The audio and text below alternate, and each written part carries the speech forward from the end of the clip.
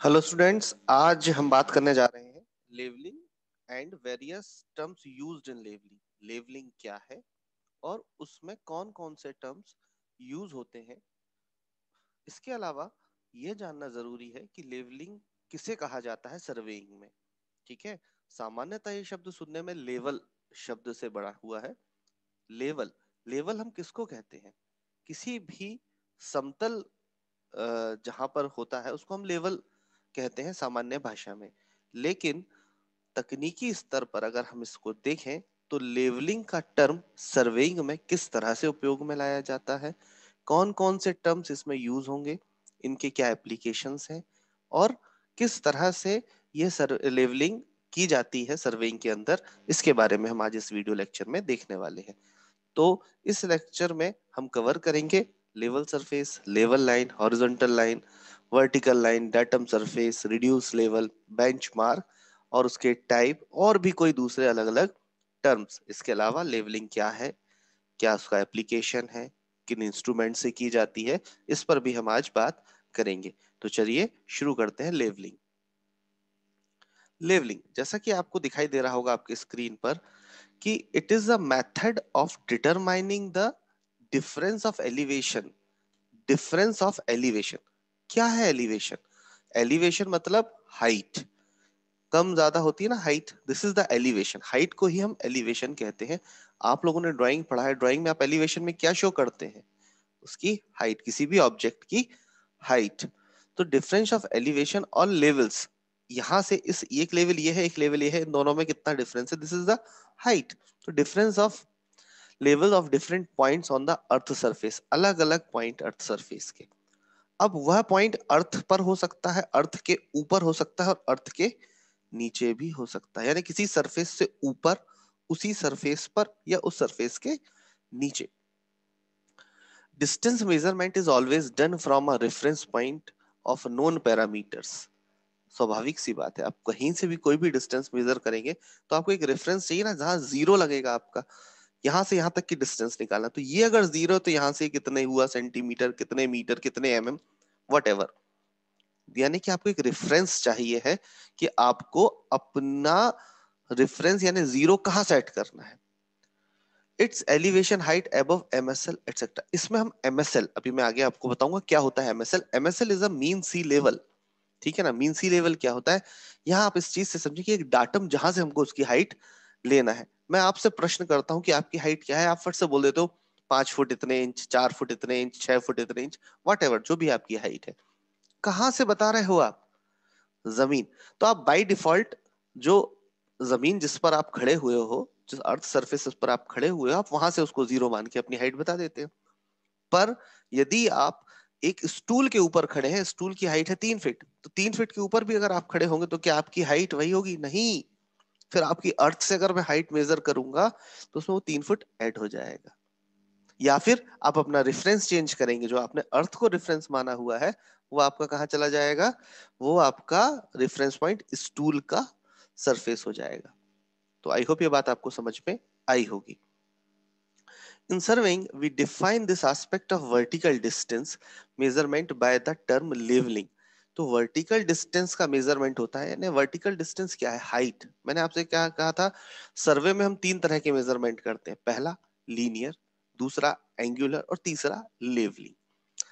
Linear हमने chain survey में पढ़ लिया, एंगुलर हमने कंपास सर्वे में पढ़ लिया। अब levelling means vertical height. Vertical height हम कहाँ पढ़ेंगे? तो वर्टिकल हाइट के लिए हमें क्या करना पड़ेगा? वर्टिकल हाइट के लिए हमको लेवलिंग करना पड़ेगा। So in surveying we define this aspect of vertical distance measurement by the term levelling. यानी कि हम वर्टिकल डिस्टेंस कहाँ से मेजर करते हैं, जो जैसे मेजर करते हैं उसको हम क्या कहते हैं? लेवलिंग कहते हैं। ठीक है। एप्लीकेशंस, इनके लिए एप्लीकेशंस क्या, कहाँ यूज होता है? सर्वे में जब भी कोई भी इंजीनियरिंग सर्वे होगा वहां लेवलिंग होना जरूरी है, लेवल्स निकाले जाते हैं। तब भी आपको यहाँ बताया जा रहा है कि कहाँ कहाँ यूज होता है। टू डिजाइन हाईवेज यानी road project, canals irrigation project, sewers environmental projects, water supply environmental projects etcetera. Highway, जहां पर भी अलाइनमेंट की बात आएगी वहां आपको लेवल चाहिए पड़ेगा, कितना ऊपर कितना नीचे। To lay out construction project according to planned elevation, construction project है, कोई बिल्डिंग बनना है, किसी का एक लेवल नीचे, उसका ऊपर दूसरा लेवल कहाँ पड़ जाएगा, तीसरा लेवल कहाँ जाएगा, डिपेंड ऑन द ड्राइंग, वहां लेवल की जरूरत पड़ेगी। To calculate volume of earthwork and other materials, levelling करके हम वॉल्यूम कैसे निकाल सकते हैं? बिल्कुल निकाल सकते हैं। अभी आप फर्दर अर्थवर्क कैलकुलेशंस पढ़ेंगे जब आप 5th सेमेस्टर में आएंगे। लेवल्स की सहायता से हमको हाइट मिल जाती है। तो हमको जब लंबाई, चौड़ाई, ऊंचाई, तो ऊंचाई वाली बात है ना, लंबाई चौड़ाई हमको कहाँ से मिल जाएगी? लीनियर मेजरमेंट से। ऊंचाई मिल जाएगी लेवलिंग से। तो जहाँ लंबाई, चौड़ाई और ऊंचाई की बात होगी तो वहां क्या मिलेगा? Volume. Length, width and height gives us volume.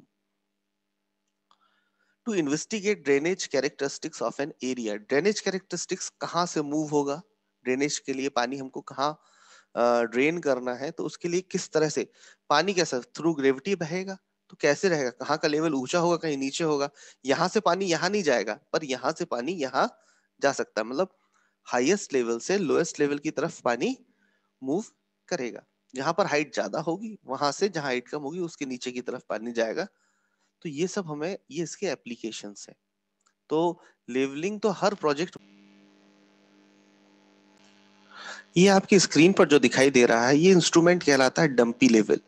इसकी सहायता से लेवलिंग की जाती थी, लेकिन ये काफी पुराना इंस्ट्रूमेंट है। अब काफी एडवांस इक्विपमेंट भी हमारे कंस्ट्रक्शन इंडस्ट्री पे आ गए हैं। तो सर्वेइंग के लिए अब नए इंस्ट्रूमेंट आ गए हैं जो आप अभी नेक्स्ट आपका जो सब्जेक्ट रहेगा एडवांस सर्वेइंग उसमें पढ़ेंगे। लेकिन इस बार आपके सिलेबस में डंपी लेवल ना होकर ऑटो लेवल है। तो डंपी लेवल आप देख रहे होंगे, बेसिकली एक इंस्ट्रूमेंट होता है। इसमें एक ये टेलीस्कोप दिखाई दे रहा है। ये टेलीस्कोप एक दूरबीन है, बस केवल हम दूरबीन, आपके मन में प्रश्न उठेगा ये दूरबीन की सहायता से हम कैसे लेवल ले लेते हैं? तो ये अकेला किसी काम का नहीं होता है। इसके लिए हमको एक स्टाफ की जरूरत पड़ती है जो कि कहलाता है हमारी लेवलिंग स्टाफ, और उसकी हाइट होती है 4 मीटर। वो भी मैं भी आपको दिखाऊंगा। तो उस लेवल स्टाफ की सहायता से, लेवलिंग स्टाफ की सहायता से हम लेवल लेते हैं। किस तरह से लेते हैं उस पर हम आगे डिस्कस करेंगे। ये भी जानिए कि ये डंपी लेवल इंस्ट्रूमेंट यूज होता है लेवलिंग के लिए। ये है ऑटो लेवल। आपके करिकुलम में ऑटो लेवल है। अभी तक हम डंपी लेवल पढ़ते थे, पर डंपी लेवल के बारे में भी आपको जानना आवश्यक है। डंपी लेवल का ही एडवांस्ड फॉर्म है ऑटो लेवल। इसको ऑटोमेटिक लेवल भी कहा जाता है। ठीक है ना? तो ये ऑटो लेवल आप देख रहे होंगे, ये डंपी लेवल है। कन्वेंशनल टाइप का दिख रहा है, थोड़ा सा ओल्ड फैशन डिजाइन दिख रहा है। ये थोड़ा नया दिख रहा है। तो स्वाभाविक सी बात है कुछ नया होगा इसमें। क्या नया होगा? इसमें लेवल ऑटोमेटिक लेवल है, यानी कि इसका लेवल ऑटोमेटिक हो जाता होगा। वो हम अलग से इस चीज को डिस्कस करेंगे। तो ये इंस्ट्रूमेंट बस देख लीजिए आप लोग कि ये है डंपी लेवल और ये है ऑटो लेवल। आगे बढ़िए। अकेला ऑटो लेवल नहीं होता, इसको ट्राइपॉड पर सेट किया जाता है। ये ट्राइपॉड आपको दिखाई दे रहा है, और इसके साथ ये लेवलिंग स्टाफ होता है। लेवलिंग स्टाफ की सहायता से हम रीडिंग्स को मेजर करते हैं। ठीक है ना? लेवलिंग स्टाफ भी अलग अलग टाइप के होते हैं, जैसे टेलीस्कोपिक होता है और एक फोल्डेड टाइप होता है। तो वो आप बुक में देखेंगे तो आपको ये चीज समझ में आएगी किस तरह के कौन से होते हैं। लेकिन लेवलिंग स्टाफ के बारे में बता दूं कि लेवलिंग स्टाफ क्या है। 4 मीटर की एक रॉड होती है, ठीक है ना, जिस पर ग्रेजुएशंस बने होते हैं, जिसका लीस्ट काउंट होता है 0.005 मीटर, यानी कि 5 mm। ठीक है, ये ध्यान रखिएगा। ये क्वेश्चन आपके प्रैक्टिकल एग्जाम्स में पूछा जाता है। तो उसके बारे में हम सेपरेटली डिस्कस करेंगे। आज हम केवल बात कर रहे हैं ऑटो लेवल के। केवल ये देखिए कि किस तरह से दिखाई देता है। क्योंकि लेवलिंग पढ़ने के पहले हमें बहुत सारे टर्म्स के बारे में पढ़ना जरूरी है। सबसे पहले बात आती है level line. A level line is a line laying in a level surface. जो लाइन लेवल सरफेस पर हो वो क्या कहलाएगी? आपकी लेवल, लेवल लाइन। अब लेवल सरफेस क्या है? A level surface is any, हाँ तो हम बात कर रहे थे लेवल सरफेस की। तो लेवल सरफेस आप देख रहे होंगे कि level surface is any surface parallel to the mean spherical surface of the earth. Earth हमारी कैसी है? स्फेरिकल शेप की है।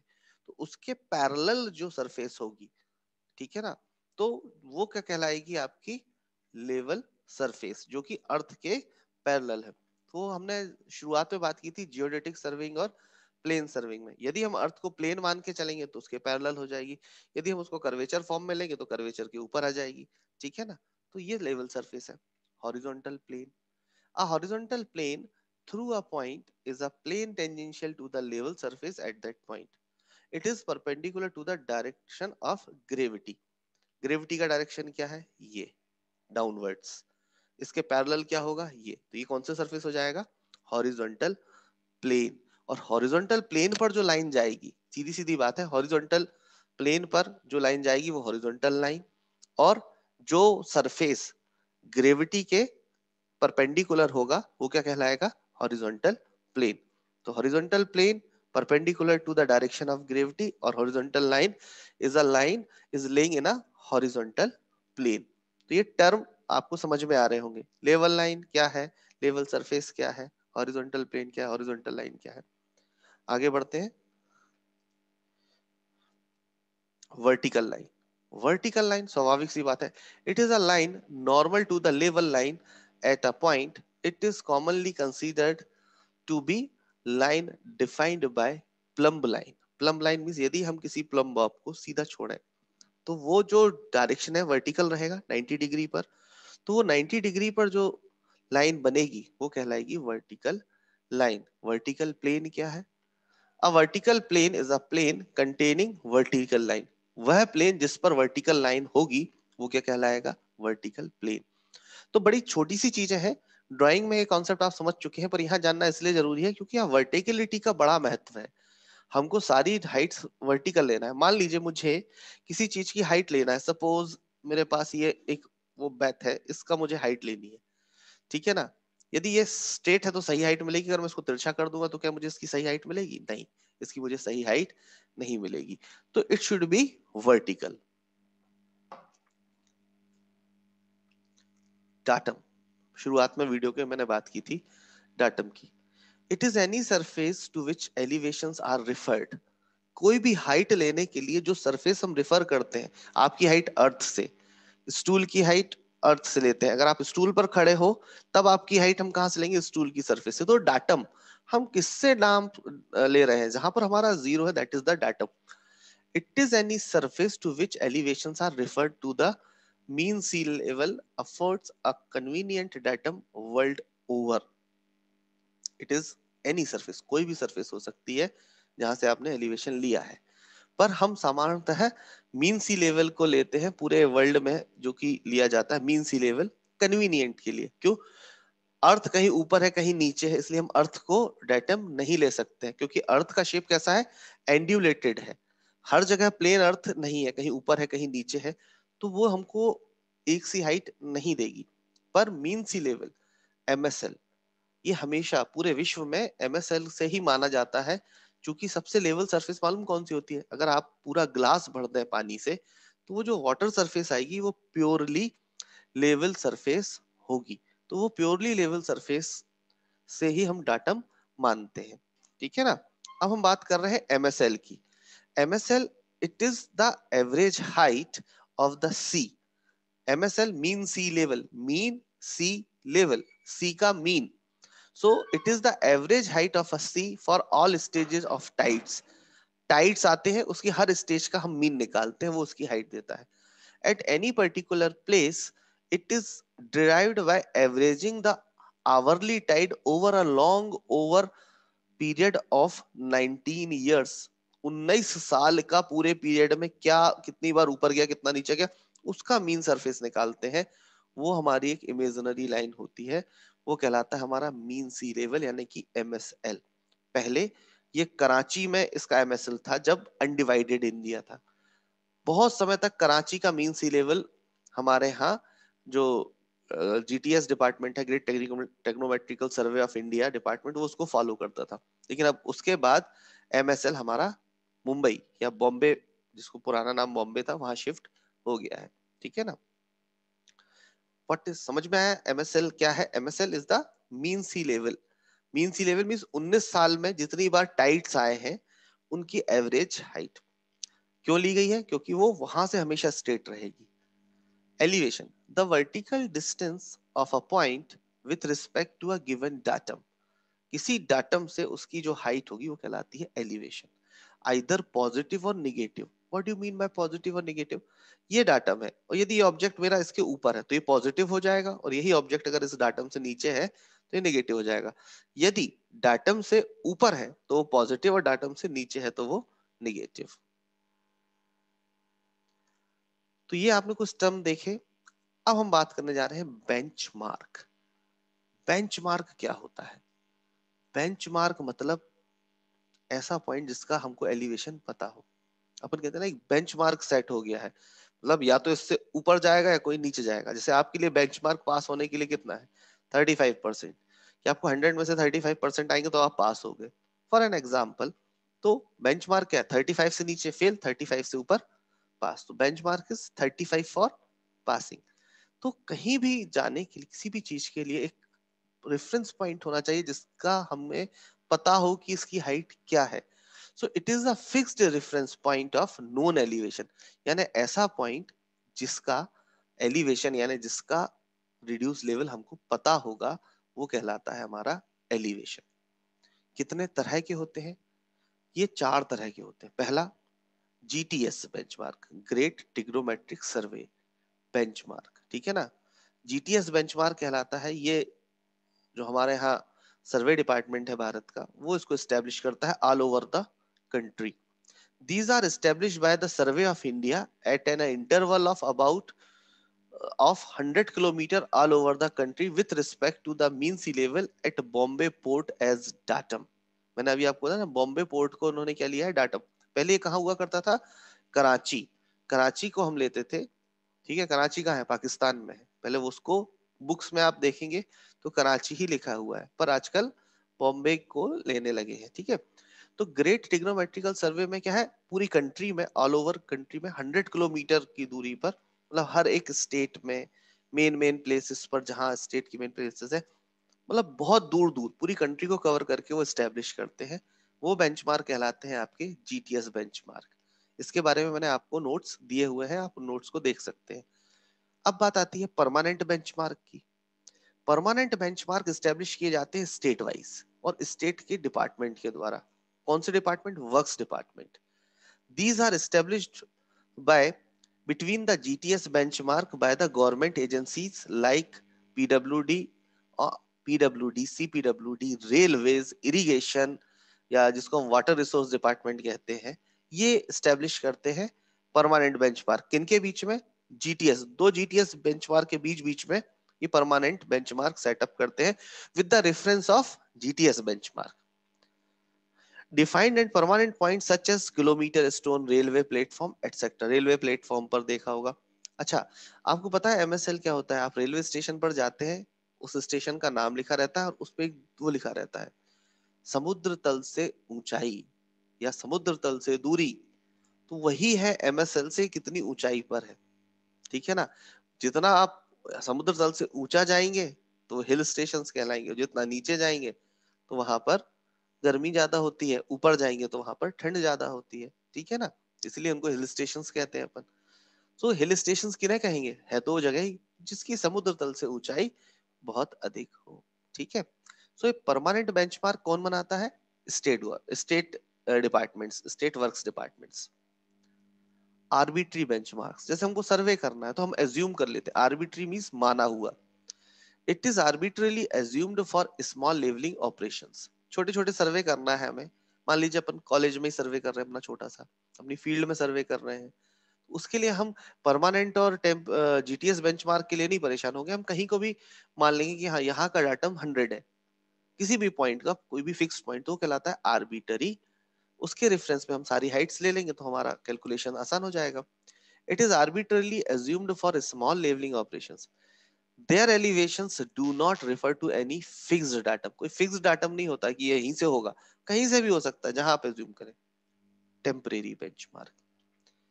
टेम्परेरी बेंचमार्क मतलब आपका सर्वे एक दिन में तो खत्म हो नहीं सकता है, आपको अगले दिन आकर भी सर्वे करना होता। तो दिन का काम जहां खत्म होता है, हम वहां पर एक बेंचमार्क बना देते हैं जिसमें यह पता रहे कि कल हम यहाँ तक का काम कर चुके थे और अब हमें आने वाले कल में यहाँ से काम फिर से शुरू करना है।